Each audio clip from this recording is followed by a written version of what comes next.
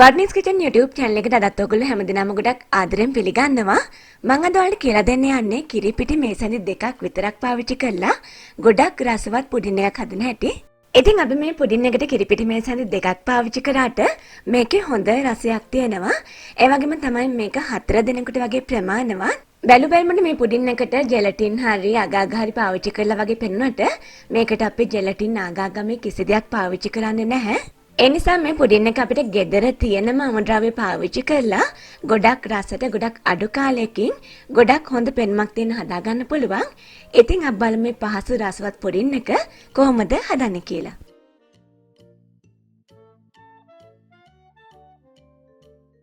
මම වල මුලින් සඳහන් කරා මම මේ පුඩින් එකට කිරිපිටි මේසැඳි දෙකයි පාවිච්චි කරන්න කියලා. මම මේ කිරිපිටි මේසැඳි දෙක මේ මෙෂරින් කප් එකේ දාගන්නවා. ඊළඟට මම මේකට වතුර මිලිලීටර් 400ක් දාගන්නවා. මම මේ පාවිච්චි කරන වතුර සාමාන්‍ය ටැප් වතුර, ඒ කියන්නේ රත් කරලා නැහැ. ඔයා පාවිච්චි කරන කිරිපිටි වර්ගයේ අනුව පාවිච්චි කරන්න කියන වතුර පාවිච්චි කරන්න. ඒ කියන්නේ නටන වතුර පාවිච්චි කරන්න.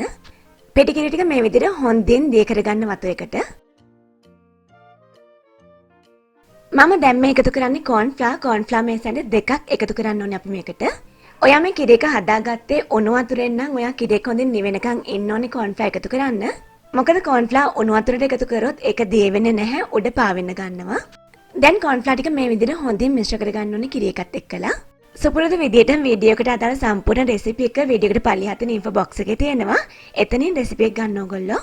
දැන් මම මේකට සීනි මේසැඳි එකක් එකතු කරනවා. ඉතින් ඔයාලට සීනි තව වැඩිපුර ඕන නම් වැඩිපුර එකතු කරගන්න. මම දැන් මේ එකතු කරන්නේ ස්ට්‍රෝබෙරි ජෑම්. ඉතින් ඔයාලට ස්ට්‍රෝබෙරි ජෑම් නැත්නම් ස්ට්‍රෝබෙරි ෆ්ලේවර් තියෙන මොකක් හරි එසන්ස් එකක් පාවිච්චි කරන්න පුළුවන්. දැන් ජෑම් ටිකත් මේ විදිහට හොඳින් මිශ්‍ර කරගන්නවා කිරි එකට. අවසානට මම මේකට රෝස පාට ආහාර වර්ණක එකතු කරනවා. ඉතින් ඒකෙන් අපේ පුඩින් එකට ගොඩක් ලස්සන පෙනුමක් පාටක් එනවා. ඔයාලට පේන්න නැති පුඩින් එකේ පාට ගොඩක් ලස්සන රෝස පාටයකට හැරෙනවා. දැන් ආයෙත් මම මේ ඔක්කොම මේ විදිහට හොඳින් මිශ්‍ර කරගන්නවා ටික වෙලාවක්. ඊළඟට මම මේ වගේ පොට් එකක් අරගෙන පොඩි මිශ්‍රණය එකට දාගන්නවා. දැන් මේ පොඩි මිශ්‍රණය ලිපේ තියාගෙන අඩු ගින්දරේ උයා ගන්න ඕනේ. මගේ පොඩි මිශ්‍රණයේ දිය නොවෙච්ච ස්ට්‍රෝබෙරි ගෙඩියක් තියෙනවා මම ඒක ඉවත් කරගන්නවා. මේ වගේ ලොකු ලොකු කැලි තියෙනවා නම් ඉවත් කරගන්න. පොඩි මිශ්‍රණය ලිපේ තිබ්බ වෙලේ පටන් මේ විදියට නොනවත්තා හැඳි ගන්න ඕනේ. එහෙම නැත්නම් මේකේ තියෙන කෝන්ෆ්ලවර් ටික කැටි ගහන්න බලනවා. විනාඩි 3-4ක් පොඩි මිශ්‍රණය උයාගෙන යද්දී ඒකේ හොඳ ඔකු ගතියක් ඇති වෙනවා. අන්න ඒ වෙලාවෙදි මම මේකට බටර් කෑල්ලක් දානවා. සාමාන්‍ය තේ හැඳි එකක් විතර. බටර් මේ වෙලාවේ ගෙදර නැති කෙනෙක් ඉන්නවා නම් දාන්න අවශ්‍ය නැහැ. ඉතින් ඔයා අද නම් මුල් වලට මගේ වීඩියෝක් බලන්න ගොඩක් ආදරෙන් මගේ channel එකට පිළිගන්නවා. ඒ වගේම ඔයා මාව තාම subscribe කරන්න නම් විතරක් මේ වීඩියෝ එකට පල්ලෙහාන් තියෙන රතු පාට subscribe button එක සහ ඒ ළඟින්ම තියෙන පුංචි bell icon එක click කරන්න. එතකොට මේ වගේ අලුත් වැදගත් වීඩියෝස් මිස් වෙන්නේ නැතුව ඔයාට නරඹන්න පුළුවන් වෙයි. ඒ වගේම මේ වීඩියෝ එක වැදගත් කියලා හිතෙනවා නම් තවත් කෙනෙක්ට බලන්න share කරන්න. දැන් ඔයාලට පේනවා ඇති අපේ පුඩින් මිශ්‍රණය හොඳ ඔකු ගතියකට ඇවිල්ලා තියෙන කියලා. ඒක මේ වගේ තවමත් නොනවත්තා හැඳි ගන්න. පොඩි මිශ්‍රණය මේ විදිහට මිශ්‍ර කරන් යද්දී ඔයාලට දැනෙයි මිශ්‍රණය ඔක්කොම එකට වගේ තියෙන ගතියක්. ඒ වගේම පදම මෙන්න මේ ගතියට තියෙන්න ඕනේ. අන්න ඒ වෙලාවෙදී අපි මේක ලිපෙන් ඉවත් කරන්න ඕනේ. ඉතින් මම මේ පුඩින් එක සෙට් වෙන දාන්නේ මේ කප් දෙකට. ඇත්තට මේ කප්ස් දෙක එක කප් එකක් එක්කෙනෙකුට වැඩි. ඒ කියන්නේ මිලිලීටර් 250කට වඩා අල්ලනවා එකකට. ඉතින් මම මේක ඩිසර්ට් එකක් විදිහට හදනවා නම් පුංචි පුංචි කප්ස් වලට දාන්න. සාමාන්‍ය ඔයා මේ හදන ප්‍රමාණය 4 දෙනෙකුට වගේ හොඳටම ප්‍රමාණවත්. ඊළඟට මේක මේ විදිහට පොඩ්ඩක් ටැප් කරලා හොඳින් මට්ටම් කරගන්න. දැන් මේ කප් දෙක හොඳින් නිවුණාට පස්සේ පැය භාගයක් විතර ෆ්‍රිජ් එකේ දාලා තියන්න. ඊළඟට මම යන්නේ පුඩින් එකේ දෙවෙනි ලේයර් එක හදන්න. ඒකට මම වතුර මිලිලීටර් 120ක් වගේ අරගෙන තියෙනවා. ඊළඟට මම මේකට කෝන්ෆ්ලවර් තේ හැඳි දෙකක් දා ගන්නවා. ඉතින් වතුර මනින්දී මිම්මටම මනින්න අවශ්‍ය නැහැ. චුට්ටක් එහා මෙහා වුණා කියලා ප්‍රශ්නයක් වෙන්නේ නැහැ.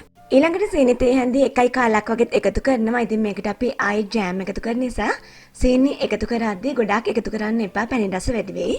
ඊළඟට ජෑම් තේ හැඳි එකකුත් එකතු කරනවා මේ විදිහට ස්ට්‍රෝබෙරි ජෑම්. දැන් මේ විදිහට හොඳින් මිශ්‍ර කරන්න. ඊළඟට මම මේකටත් ආහාර වර්ණක එකතු කරනවා. ඉතින් මම කිරි ලේයර් එක චුට්ටක් රෝස පාට අඩුවෙන් තමයි දාගත්තේ. ඊළඟට මේ ලේයර් එක ටිකක් වැඩිපුර කැපිලා පේන්න රෝස පාට ටිකක් වැඩිපුර එකතු කරා. දැන් මම මේ වතුර එක මේ විදිහට හොඳින් පෙරා ගන්නවා. දිය වෙලා නැති ජෑම් මේ විදිහට හොඳින් දිය කරගන්න. ඊළඟට මම මේකත් ලිපෙන් තියලා හොඳ ඔකු ගතියක් එනකන් උයා ගන්නවා. ලිපේ ගින්දර මධ්‍යම මට්ටමේ තියාගන්න. මේක ගොඩක් ඉක්මනින් ඔකු ගතියට එනවා. ඒ වගේම තමයි විනිවිද පේන ගතියකුත් එනවා මේක ඔකු පදමට එද්දී. අන්න මේ මට්ටමට ආවට පස්සේ මේක මේ විදිහට ලිපෙන් ඉවත් කරලා මේක සාමාන්‍ය මට්ටමට නිවෙනකම් මේ විදිහටම මිශ්‍ර කරමින් තියාගෙන ඉන්න.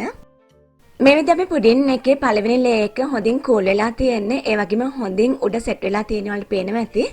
ඒ වගේම දෙවෙනි ලේ එකත් සාමාන්‍ය මට්ටමට නිවිලා තියෙන්නේ. වලට ඒකත් පේනවා ඇති. දැන් මේ දෙවෙනි ලේ එක මෙන්න මේ විදිහට සමාන ප්‍රමාණ වලින් කප් දෙකට දාගන්නවා. ඔයාලට පේන ඇති මේ දෙවෙනි ලේ එක සාමාන්‍ය ජෙලටින් පාවිච්චි කරා වගේ හොඳ දිලිසෙන ඒ වගේම විනිවිද පේන ගතියක් තියෙනවා කියලා. ඊළඟට මේක උඩ මේ විදිහට ඉතිරිලා තියෙන යා බබල්ස් අයින් කරන්න නැත්නම් මේකේ මතු පිට ලස්සන නැති වෙනවා. ඊළඟට මතු පිට මේ විදිහට හොඳින් මට්ටම් කරලා ආයෙත් මේක හොඳ කූල් ගතියක් එනකන් ෆ්‍රිජ් එකේ තියන්න. මම මේක පැය දෙකක් තුනක් විතර ෆ්‍රිජ් එකේ තිබ්බා. එතකොට හොඳ කූල් ගතියක් එනවා. ඒ වගේම තමයි හොඳින් සෙට් වෙනවා මේක. ඔයාලට පේන ඇති මේකේ මතු පිට ජෙලි වගේ හොඳින් බවුන්ස් වෙන ගතියක් තියෙනවා කියලා. ඊළඟට මම මේක විපින් ක්‍රීම් ටිකකින් ගානිෂ් කරගන්නවා. ඉතින් ඔයාලට එහෙම අවශ්‍ය නැහැ. මේ විදිහටම කන්න පුළුවන්. මේක ස්ට්‍රොබෙරි රසය තියෙන නිසා මම ස්ට්‍රොබෙරි කෑලි දෙකකුත් තියා ගන්නවා. ඉතින් ඔයාලට පේනවා ඇති අපේ පුඩින් දෙක කොච්චර ලස්සනට තියනවද කියලා. ඉතින් ගොඩාක් අඩු අමුද්‍රව්‍ය ප්‍රමාණයක් තමයි පාවිච්චි කරේ. ඒ වගේ මේකේ හොඳ ලස්සන රිච් පෙනුමක් තියෙනවා. ඉතින් ඔයාලට පේන ඇති මේකේ උඩ ලේ එක ජෙලටින් දාලා සෙට් කරා වගේ.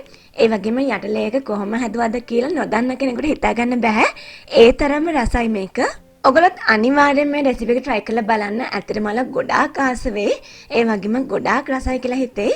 ඒ වගේම මේක තවත් කෙනෙක්ට බලන්න share කරන්න. අපි මේ වගේ තවත් අලුත් වැදගත් රසවත් වීඩියෝ එකකින් ආයේ හම්බ වෙමු.